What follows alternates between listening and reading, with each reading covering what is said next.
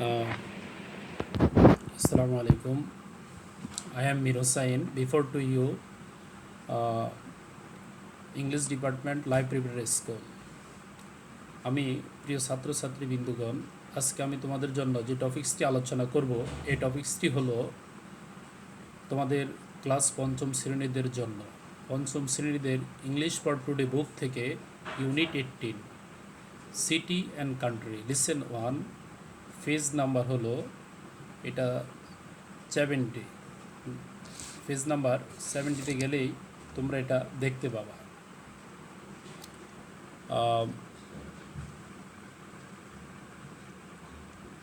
হ্যাঁ, page number 70। আমি এখানে তোমাদের সাথে যে টপিক্সটি আলোচনা করব সেটা হলো city streets and country roads by Eleanor Farjeon. এখানে কবি দুটো জিনিস নিয়ে একটা পার্থক্য দেখিয়েছেন, the difference between city states and country roads. আমরা শহরে কি দেখতে পাই এবং দেশের কি দেখতে পাই, শহরের রাস্তাগুলোতে আমরা কি দেখতে পাই এবং গ্রামের রাস্তাগুলোতে আমরা কি দেখতে পাই, সেটা নিয়ে কবি একটি সুন্দর চিত্র তুলে ধরছেন তার এই কবিতার মধ্যে। এই পোয়েমের মধ্যে he depicts a beautiful scenery of the city streets and country roads. তিনি একজন ইংলিশ কবি, Eleanor পার্জিয়ান।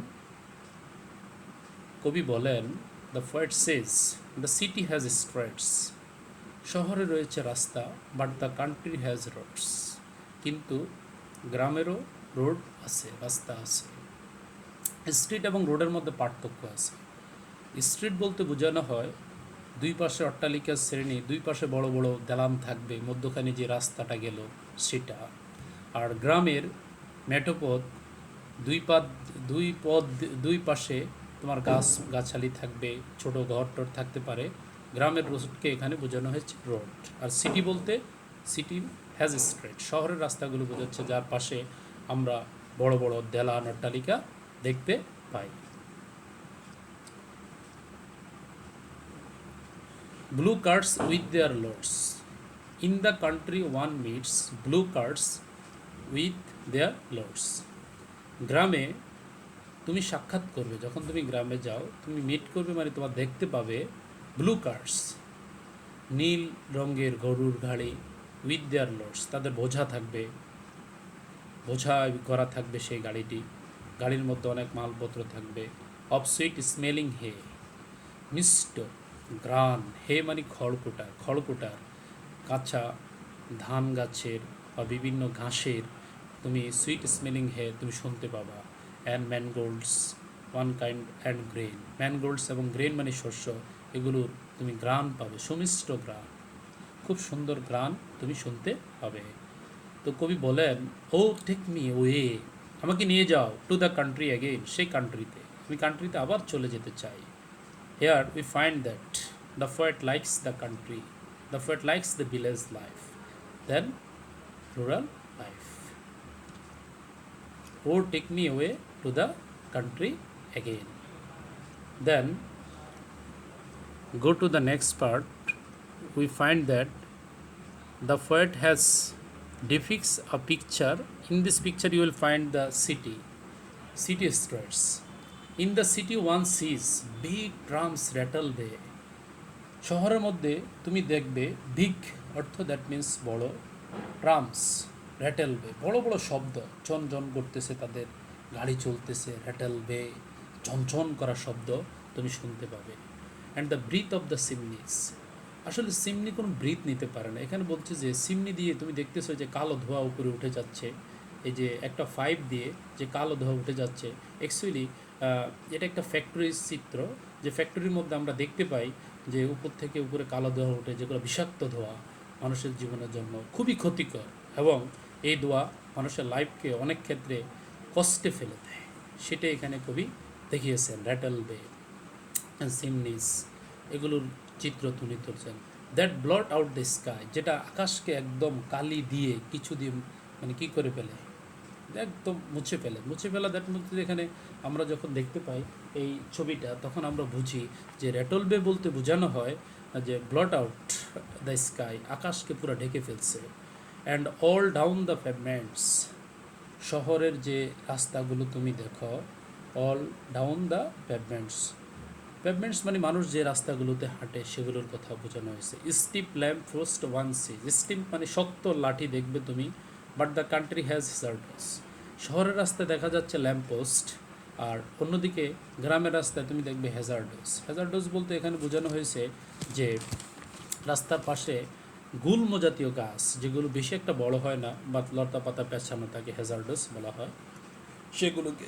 The country has trees as sweet as the সান, গ্রামে রয়েছে রাস্তার পাশে, গ্রামের রাস্তার পাশে গেলে তুমি কান্ট্রির রাস্তার পাশে গেলে দেশে তুমি দেখতে পাবা গাছগাছালি, সুইট মিষ্ট sun, in the country is rain, আবার তুমি as sweet as the sun in the country is rain, গ্রামে গেলে তুমি দেখবা সেখানে বৃষ্টি হচ্ছে, বৃষ্টি হচ্ছে খুব সুমিষ্ট বৃষ্টি হচ্ছে, যেটা পয়েটকে খুব মুগ্ধ করে।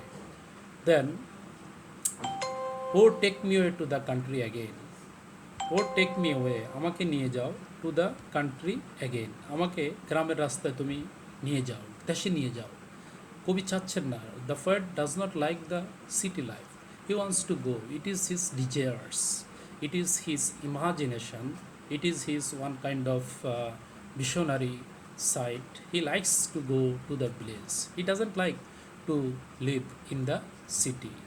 So, প্রিয় শিক্ষার্থী বন্ধু, এই কবিতার মধ্যে তুমি কিছু কিছু জিনিস দেখছো যেগুলো তোমাকে খুব সুন্দরভাবে তুলে ধরা হয়েছে শহরের লাইফ এবং গ্রামের লাইফের মধ্যে একটি পার্থক্য।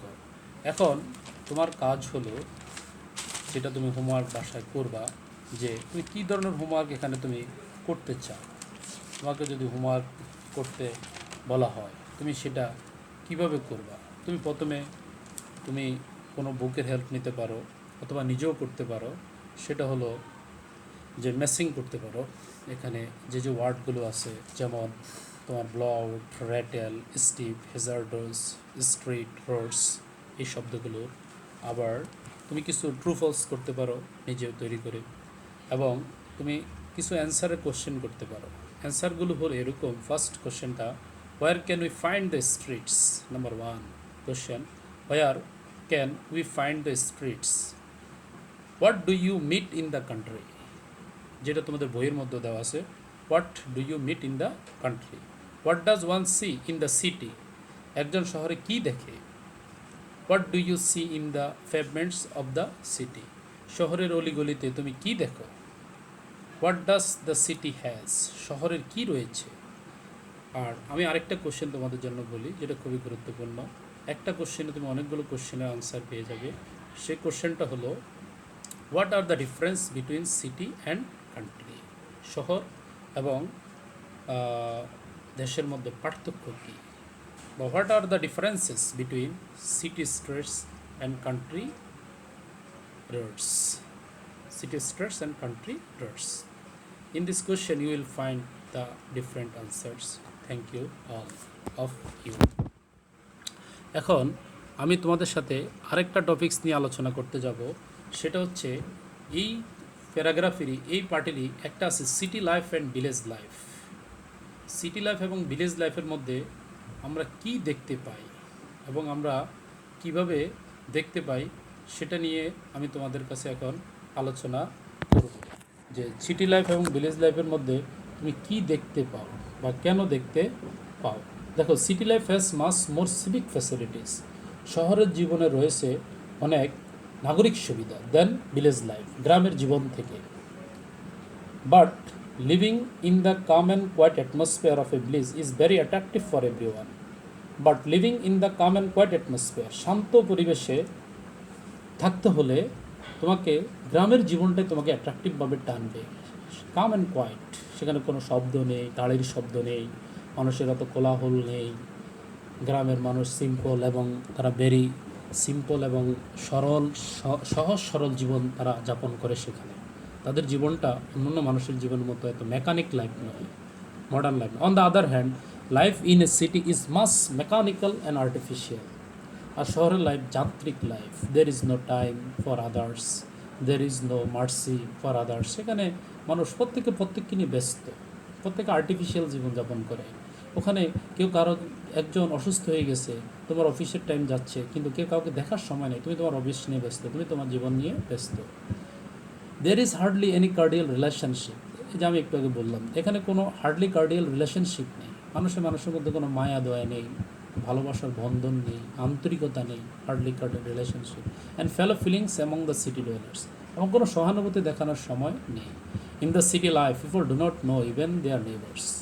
শহরের জীবনে কেউ কাউকে, তার প্রতিবেশীকেও সে অনেক ক্ষেত্রে চিনে না। এটাই বাস্তব। কারণ সে সকালে অফিসে চলে যায়, আসে রাত্রে 10টায়, কখন সে করবে তার গল্প। The rural people may have much money. গ্রামের লোকের সম্ভব্য অনেক টাকা নেই, but they lead a very happy life. তারা খুব একটা হ্যাপি লাইফ লিড করে, আনলাইক দ্য আরবান পিপলদের মতো। The most important features of rural life is there is a close tie of relationship, cordial love and humanity.